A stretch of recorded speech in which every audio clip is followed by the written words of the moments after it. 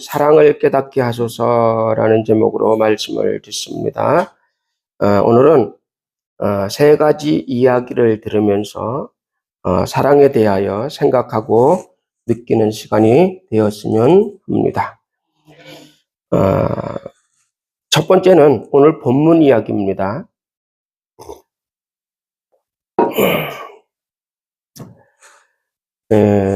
오늘 본문은 한 아들이 부모님의 마음을 깨달은 그러한 이야기입니다. 이 집에는 두 아들이 있었는데 큰아들은 비교적 순종적이지만 마음을 잘 표현하지를 않습니다. 둘째 아들은 철이 없지만 자기 속마음을 그대로 표현하는 아이였습니다. 그들이 이제 성인이 되었어요.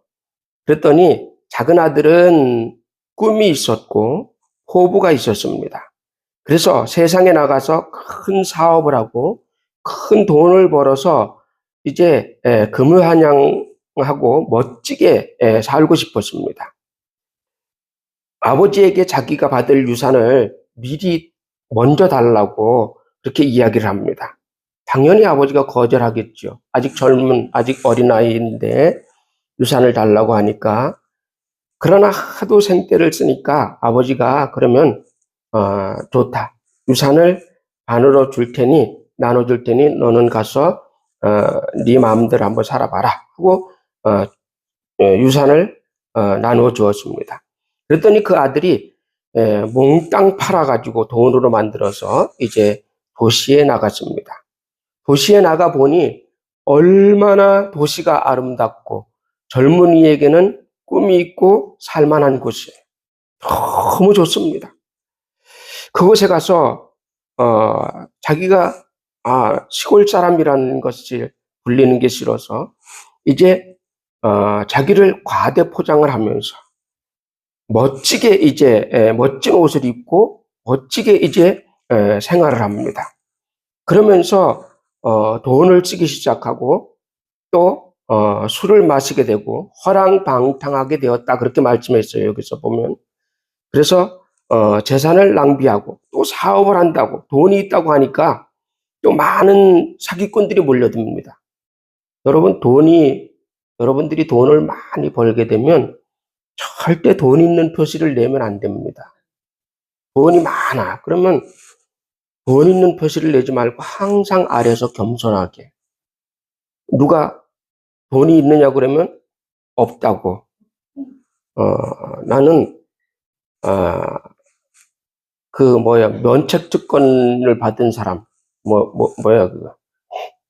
그런 사람이라고 이렇게 얘기를 해야 돼요. 돈이 많은 걸 보면 사람들은 돈 냄새를 맡습니다. 신기하게 맡습니다. 그리고 그 옆에 다가와서 그 돈을 뺏으려고 그렇게 길을 쓰고 뺏어갑니다. 그러므로 우리가 돈을 앞으로 많이 벌게 되면 절대 돈 있는 티를 내서는 안 됩니다. 조그만 차, 캐스퍼 이런 거 타고 다니고, 그래야지 벤츠 같은 거 타고 다니고 이러지 말고. 돈이 많은 줄 알면 사기꾼들이 달려들어서 그것을 몽땅 뺐습니다. 이 아이도 이제 돈이 많으니까 또 떵떵거리고 다니니까 사기꾼들이 달라붙습니다. 그래서 사기당하고 또 자기도 돈을 펑펑 쓰고 이렇게 하다 보니까 이제 있는 돈이 순식간에 날아가 버립니다. 돈은 모으기는 쉽지만 모으기는 어렵지만 쓰는 것은 굉장히 쉽습니다. 순식간에 날아가 버려요. 그래서 이 아이는 이제 모든 것을 다 사기당하고 빈털터리가 되어서 이제 날마다 굶주리면서 구걸을 하게 됩니다. 그러면서 일자리를 알아보지만 그 누구도 하나 써주는 사람이 없습니다. 그러니까 이 아이는 완전히 거지꼴이 되었어요. 그러다가 이제 겨우 돼지 농장에 가서 일할 수 있는 자리를 얻게 됩니다. 그래서 들로 나가서 돼지를 치게 됩니다. 이 돼지를 치면서 돼지라는 것은 뭐냐면 유대인 중에서 돼지 치는 거라는 건 가장 막장 인생입니다. 우리나라 뭐 가장 막장 인생이 그 탄광에 들어가서 일하는 사람이라 그러잖아요. 근데 이 돼지 치는 거는 사람들이 가장 싫어하는 거예요. 근데 일자리가 그것밖에 없으니까 돼지 농장에 가서 이제 돼지 똥을 묻혀가면서 거기서 이제 생활을 합니다. 그런데 보니까 쥐염 열매가 있습니다. 이 쥐염 열매는 콩처럼 생겼는데, 콩처럼 이렇게 알갱이가 들어있는데 그 팥 같은 것이 들어있어요. 그 안에. 그러니까 콩같이 큰 것도 아니고 팥 같은 것들이 이렇게 들어있어서 작습니다. 근데 그것을 따서 이제 삶아서 먹으려고 하는데 주인이 와서 그거 왜 먹냐? 돼지 줘야 되는데 네가 왜 먹냐? 하면서 야단을 칩니다. 자기는 돼지만도 못한 거예요, 지금. 그래서 이제 거기서도 배를 못 채우고 그러는 도중에 일은 죽도록 하고 거기서 이제 천대를 받으면서 밤이면 이제 웅크리고 집단 속에서 자기를 웅크리고 누워 있습니다. 누워 있으면 별의별 생각이 다 들겠죠. 아, 고향 생각이 나고 우리 고향에 가면 우리 집에 가면 많은 품꾼들이 있는데 그래도 품꾼들을 먹을 것을 충분히 주는데 이건 뭔가? 그러나 아버지께로 돌아가고 싶어요. 고향 생각이 더 나고 더 돌아가고 싶습니다. 그런데 아직까지 자존심 때문에 돌아갈 수가 없어요. 내가 이대로 어떻게 돌아가느냐. 나올 때 분명히 큰 소리 똥똥 치고 나왔는데 어떻게 돌아가겠느냐 하면서 그는 며칠을 계속 그러한 상황 속에서 번민을 합니다. 그러다가 이제 어느 날 더 이상 견딜 수가 없어서 이제 결심을 합니다. 고향으로 돌아가자. 집으로 돌아가자. 이제 마음을 먹습니다. 그리고서 두려움과 떨리는 마음으로 고향집을 향해 갑니다. 고향집을 향해서 가는데 그 산을 넘고 물을 건너서 이제 계속 걷습니다. 그러다가 이제 저기 앞에 저 산등성만 넘으면 이제 우리 마을이 보이는데 망설여집니다. 가야 될까 말아야 될까? 마을 사람들은 나에게 뭐라고 할까? 아버지는 나를 용서할까? 두들겨 패는 건 아닐까? 이런 생각이 막 번민이 막 일어납니다. 계속 망설입니다. 그러다가 이제 여기까지 왔으니까 얻어맞더라도 맞아 죽더라도 가자 하면서 이제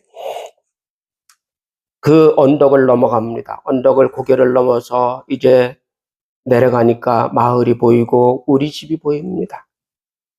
근데 저 앞에서 누군가가 막 뛰어오고 있어요. 가만히 보니까 아버지의 모습이에요.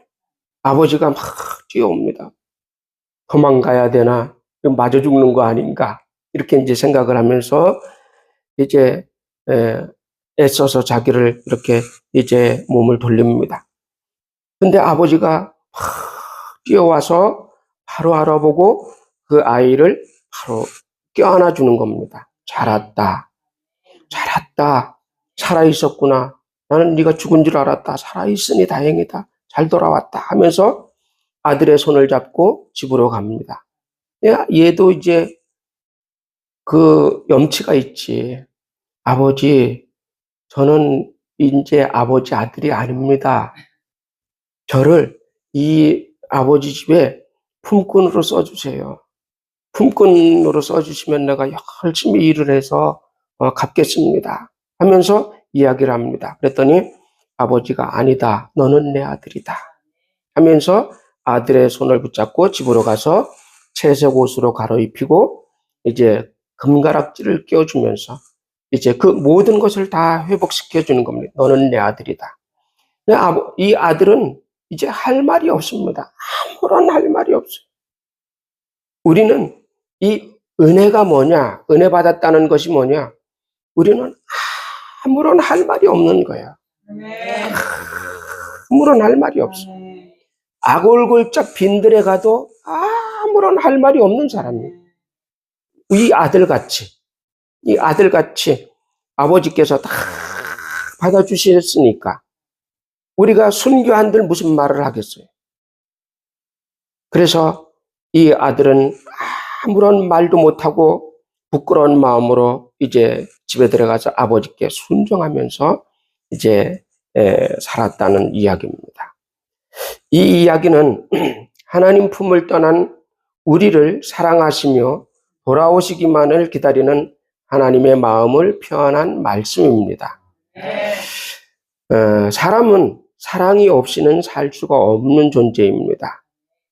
사랑을 못 받고 자란 아이는 평생을 괴로워하면서 허무와 외로움과 싸우면서 살다가 그렇게 갑니다. 사랑을 듬뿍 받고 자란 아이는 행복한 삶을 살고 사랑이 없이 자란 아이는 거칠고 불행하게 삽니다. 어렸을 때 이제 영아서부터 최소한 7살 될 때까지, 그때까지는 부모의 사랑을 충분히 받아야 됩니다. 그래야 이 뇌가 잘 형성이 되어서 마음이 포근해집니다. 이 사람은 평생 어디 갔다 나와도 마음이 편안합니다. 그러나 아기였을 때 그 사랑을 받지 못했던 사람은 평생을 어디에 가든지 평생을 괴로워하면서 삽니다. 우리 교회에 이렇게 돈 얻으러 자주 온 사람이 있었어요. 자기 어렸을 때 성당을 고아원에서 자랐는데, 성당에서 하는 고아원에서 자랐는데, 그 이름을 피터라고 이렇게 지어줬어요. 피터, 베드로라는 얘기죠. 근데 그 사람이 한번 여기 왔었는 거 여러분들이 보셨죠? 그분이 하는 얘기가 뭐라 그러냐면, 울면서 하는 얘기가, 목사님은 모르지요. 그래. 뭘 모르냐 그랬더니, 부모가 없이 살아온 이 사람들의 마음을 모르지요. 목사님 부모가 계시니까 모르죠. 그러는 거예요. 그러니까 이 사람은 계속 괴로워합니다. 그 괴로운 마음, 항상 괴로워하고 막 요즘은 안 보입니다. 찾아오질 않아요. 어떻게 됐는지 모르겠어요. 그게 뭐냐면 어려서부터 사랑을 받지 못했기 때문에 그 아픔이 평생을 그 가슴이 비어 있는 거예요. 가슴이 비어 있어요. 그러니 그 인생은 나이가 60, 70이 되어도 항상 그 엄마, 아버지에 대한 그리움과 막 이런 것들이 항상 이 비어있는 마음에 그것이 들어있는 거예요. 또 보면 우리 교회에 옛날에 그런 아이들이 있었어요. 엄마가 그 형제 둘을 낳았는데 19살 된 여자아이가 형제 둘을 낳았어요. 이제 큰아이, 둘째 아이 이렇게 둘을 낳았는데 둘째 아이를 낳고서 한 2달 만에 그 오빠들이 와가지고 이 여자애를 데려가 버렸어요. 그래서 이 두 아이들을 이제 엄마 없이 두 아이들이 큰 거예요. 근데 그 아이들은 참 사람입니다. 이렇게 보면 사람이에요. 우리 교회에 왔을 때 그 아이가 중학생이었어요. 중학교 2학년인가 그러고 큰아이가 중학교 3학년인가 그랬어요. 근데 그 아이들이 큰아이는 조금 납니다. 엄마 품에서 한 1년 정도 있었기 때문에 훨씬 나아요. 근데 둘째 아이는 말도 하고 똑같은 사람이에요. 그런데 사람이 아니에요. 말이 통하질 않아요. 지나가면서 뭐 물건 있으면 그냥 집어가요. 그래서 막 그걸 갖다가 놓고서 막 몽둥이로 두들겨 팹니다. 엎드려 뻗쳐 시켜놓고서 막 작은 아버지가 큰 아빠가 막 몽둥이로 두들겨 팹니다. 나가면 또 그래. 남의 집에 아무 집이나 문이 열려 있으면 그냥 들어가가지고 아무거나 가져와요. 이게 말이 안 통합니다. 안 됩니다. 짐승입니다. 그러다가 여기 요쪽 옆에 교회에, 요 탑동에 있는 요 옆에 교회에 어느 날 TV에 막 나오는 겁니다. TV 막 MBC, SBS, KBS 막 동시에 막 나옵니다. 수원에서 차량 도난 사건이 있었는데 그냥 무슨 주행이야? 막 그냥 이 아이들이 운전면허증도 없어요. 근데 그 큰아빠가 교회 차량 운전을 했거든요. 그래서 그 키를 갖다가 자기 집에 들어오면 키를 걸어 놓잖아요. 걸어 놨는데 얘네들이 그걸 차키를 가지고 와가지고 교회 차를 끌고 나간 거예요. 친구들을 하나 태우고 이제 나가서 운전면허증도 없는 게 막 가면서 부딪히고 막 갑니다. 경찰이 저기 있으니까 막 도망갑니다. 경찰들이 한 30대가 모였어요. 경찰차가. 근데 계속 도망갑니다. 거기다가 막 또 거기서 전화를 해가지고 그 자기네 친구들, 오토바이 친구들을 막 수십 대를 불러가지고 막 교란 작전을 펴면서 영통에 가가지고 붙잡혔어요. 영통에 가서 크니까 점점 더 큰 사고를 치는 거예요. 이게 사랑이 없이 자란 아이들입니다. 그리고 그 후에는 이제 어떻게 되는지는 모르겠어요. 우리 사람은 사랑이 없이는 살 수가 없습니다. 그 마음을 어떻게 알겠어요? 그 마음을 어떻게 알겠어요? 두 번째 이야기. 옛날에 아주 깊은 산속에 아주 가난했던 시절의 이야기입니다. 깊은 산속에서 화전을 일구고 사는데 시어머니, 남편, 며느리, 아들 이렇게 이제 넷이서 삽니다. 어느 날 남편이 병들어 죽습니다. 병들어 죽고 시어머니와 며느리와 어린아이가 셋이서 살게 됩니다. 너무 가난합니다. 정말로 풀을 뜯어다가 죽을 써먹는 것도 하루 이틀이지. 너무 가난합니다. 시어머니가 생각을 합니다. 시어머니는 젊은 며느리를 보면 안쓰럽습니다. 시어머니가 생각을 합니다. 이불 하나 덜자. 그래서 며느리를 이제 멀리 이제 시집을 산등성이 넘어서 반나절 거리가 되는 곳으로 시집을 보내버립니다. 그리고 이제 할머니와 이 아이 둘이서 삽니다. 근데 이 아이가 엄마가 엄마가 가던 날 멀찍이서 따라갔어요. 멀찍이 엄마가 어디로 가는지 따라갔어요. 그래서 그 엄마가 가는 곳을 알아놨습니다. 근데 이 아이가 저녁 때가 돼서 돌아온 거예요. 밤이 되어서. 그리고 나서 얼마간 시간이 지났는데 아이가 하루 종일 없어지는 거예요. 근데 아이가 돌아오는 거 보면 어느 날 보면 막 발이 부르터 있고 꼴이 말이 아닙니다. 그렇게 해서 돌아오는 겁니다. 근데 이 아이는 5살밖에 안 됐는데 이 아이는 어디를 갔느냐면 엄마한테 간 거예요. 엄마 집에 산을 넘고 들을 지나서 한 반나절 되는 그곳을 엄마를 찾아서 가는 겁니다. 가서 그 오두막집에 들어갑니다. 두 부부는 이제 들에 일을 하러 갔어요. 배가 고프니까 부엌에 갔어요. 솥을 열어보니까 고구마 2개가 있습니다. 그래서 고구마 2개를 꺼내서 거기서 시컷 먹었습니다. 그리고선 엄마가 일하는 밭에서 멀찍이서 엄마를 쳐다보고 한참 보다가 이제 집으로 돌아옵니다. 그렇게 하루를 보내는 거예요. 그런 것들이 며칠에 한 번씩 이루어집니다. 그러던 어느 날 아이가 또 엄마 집에 또 갔어요. 갔는데 엄마와 마주쳤습니다. 그랬더니 엄마가 부둥켜 안고 막 어떻게 왔느냐. 그런데 이제 앞으로 여기 오지 마. 오지 마 하면서 고구마를 2개를 줬어요.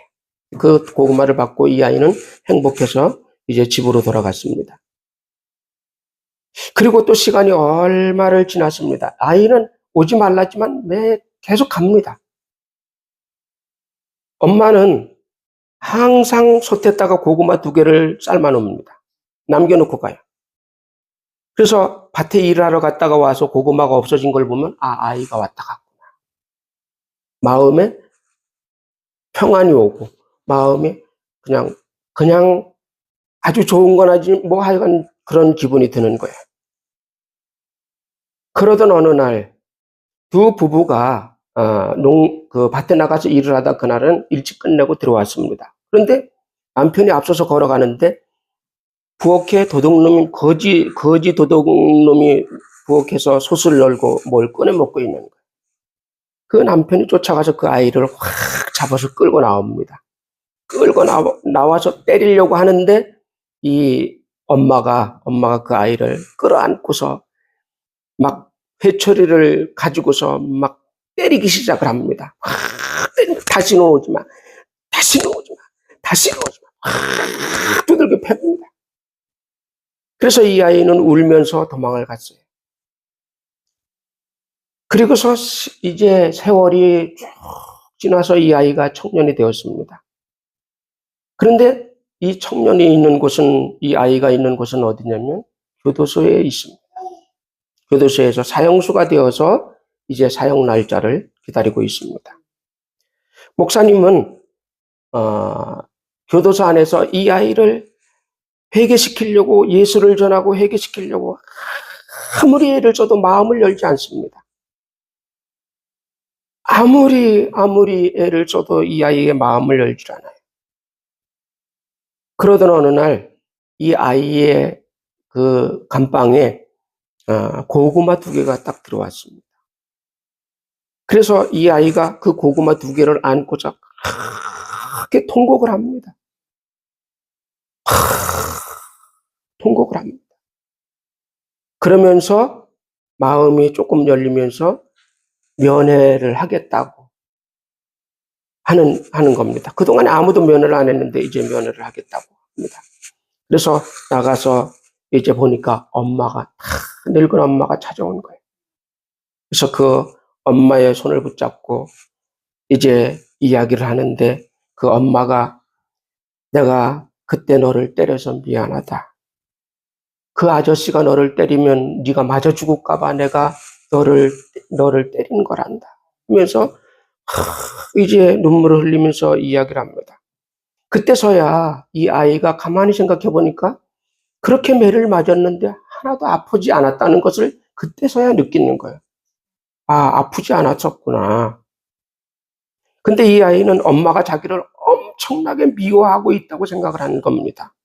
너무너무 미워하고 있다고 생각을 하고 인생을 삐뚤게 살고 이렇게 돼버린 겁니다. 이제 그 아이는 회개하고 예수를 받아들이고 평안한 마음으로 사형이 되었습니다. 사랑을 잃었다고 생각한 아이는 세상을 거칠게 살아왔습니다. 아무것도 없어도 사랑만 있으면 우리는 살 수 있습니다. 사랑이 무엇인데 사랑만 있으면 살 수 있을 것 같으냐. 이해가 잘 안 가지만 사랑이 있어야 삽니다. 사랑이 없으면 그냥 하나의 짐승일 뿐입니다. 이것을 치유할 수 있는 방법은 예수를 믿고 하나님의 사랑을 듬뿍 받아들이는 거예요. 하나님 사랑을 듬뿍 받아들이는 사람은 마음의 치유가 일어나고 그 사람은 미련했던, 어눌했던 말이 이제 풀려나가기 시작을 하는 겁니다. 사람의 사랑을 못 받아도 이렇게 되거늘 영의 아버지의 사랑을 못 받으면 영원한 사막의 사람이 되어버리고 맙니다. 이제 사막 같은 내 가슴에 영혼의 꽃을 피우게 하시기를 바랍니다. 사막에 샘이 나고 꽃이 피게 하는 방법은 하나님 아버지의 사랑을 받아들이는 것입니다. 이 받아들여서 그 사랑 속에 있으면 거기서 내 마음이 꽃이 피게 되고 내 영혼이 꽃이 피우게 됩니다. 그러면 주변의 사람들이 보게 되고 그 사람에게서 향기가 나기 시작을 하는 겁니다. 세 번째 이야기.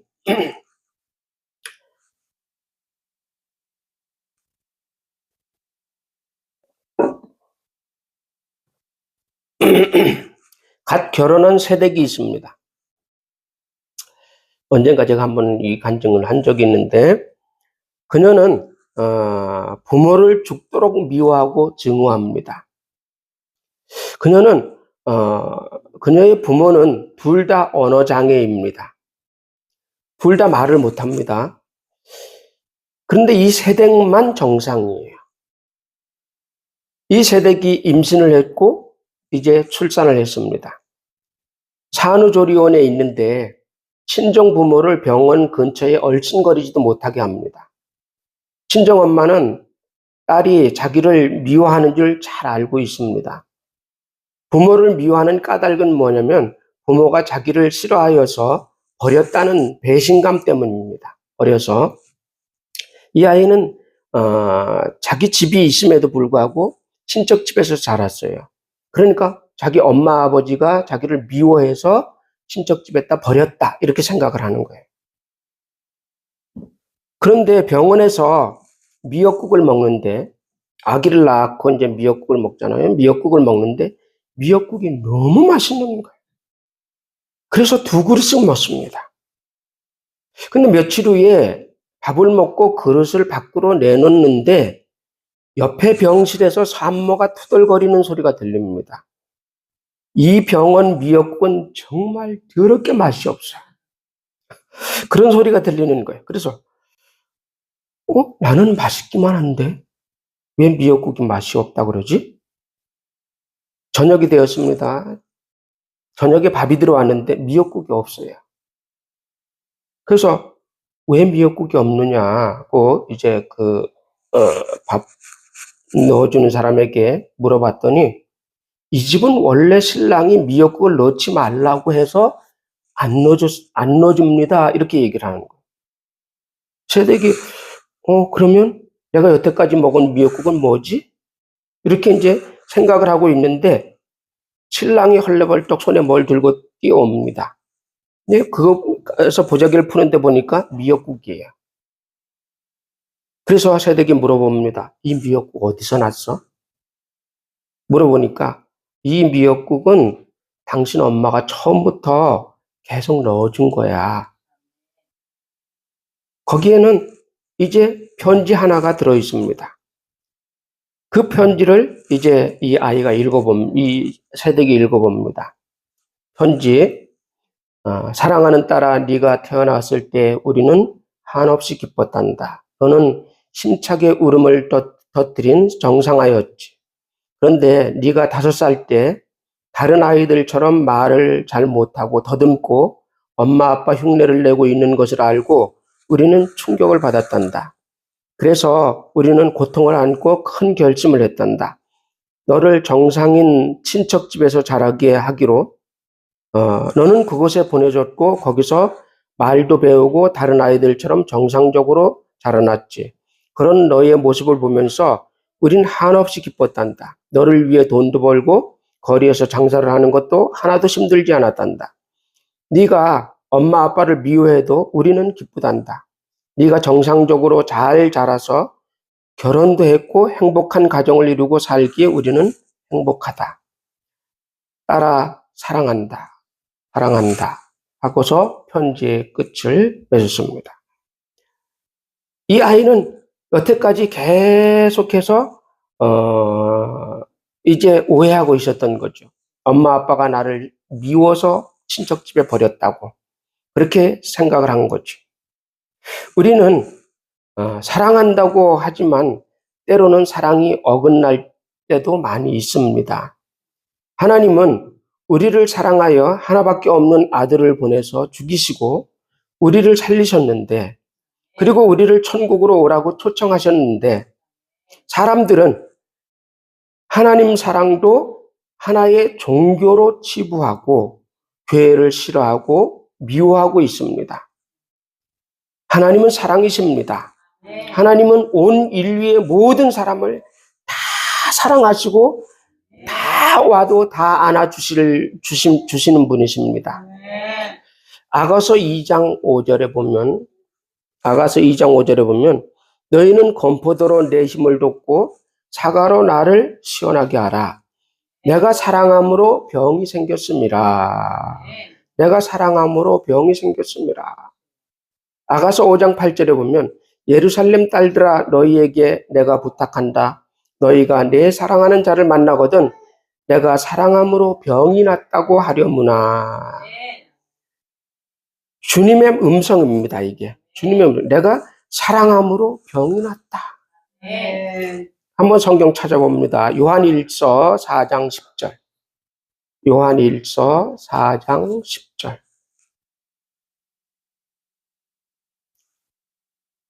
요한일서 4장 10절.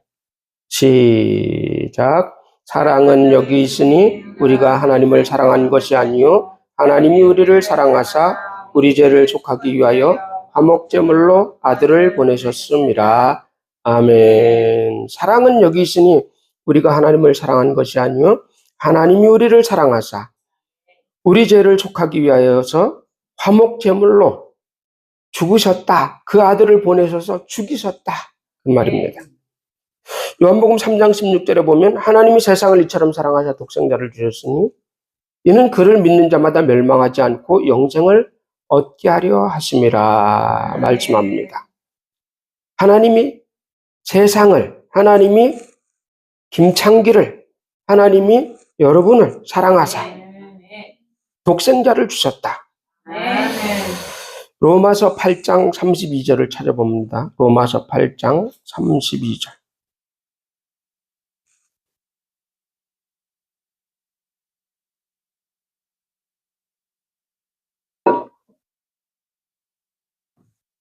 로마서 8장 32절.